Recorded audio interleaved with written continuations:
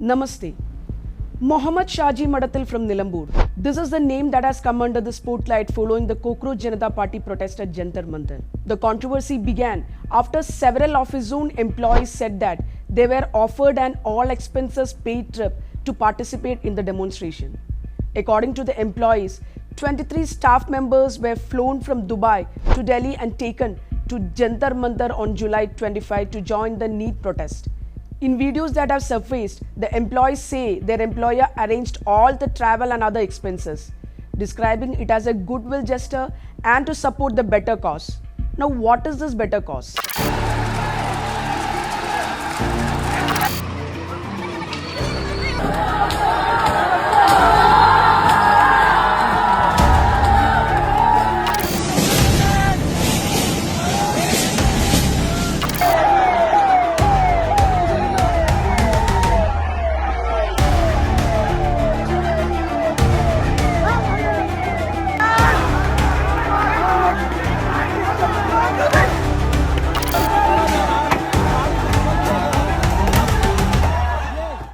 The protest began as a student agitation over the NEET question paper leak. As the movement gathered momentum, several organizations extended their support at Jantar Mantar. However, the protest later became the subject of political controversy. A major chunk of the agitators were mobilized with financial support from individuals and groups with vested interest, with the aim of escalating the agitation and putting pressure on the BJP government.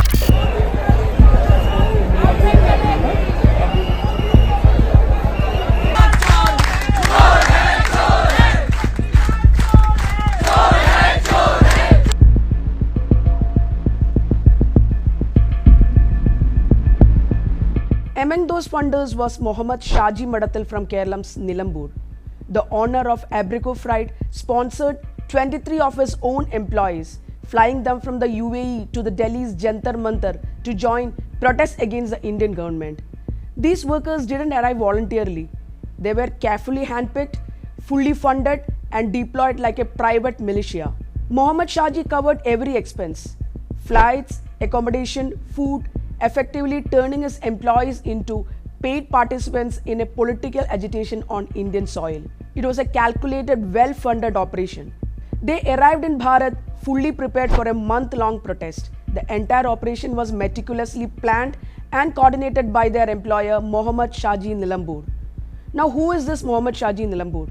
He is a Malayali who have based his business in India and majorly in UAE.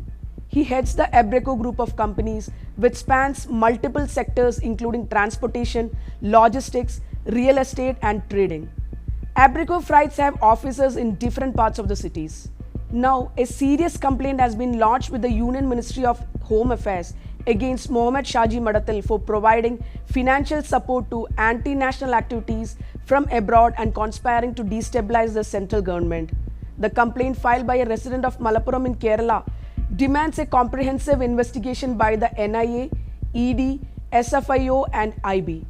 The complainant also claims that Mohammad Shaji Maratal funded the transportation and accommodation of protesters at Jantar Mantar in Delhi and diverted funds linked to the Australian Islamic finance entity for subversive activities in India.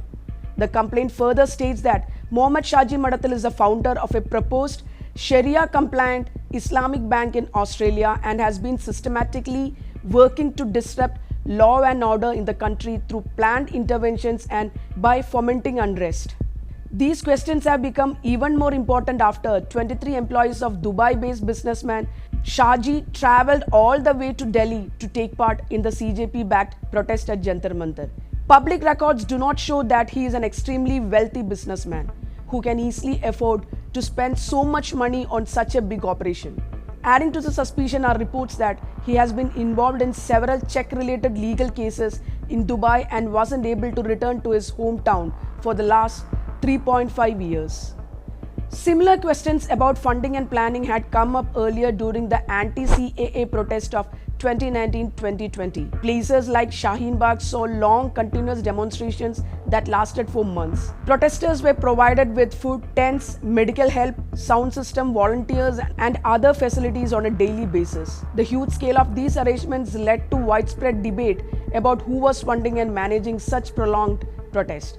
The controversy grew stronger when central agencies started investigating claims that the Popular Front of India had used its funds to support these protests.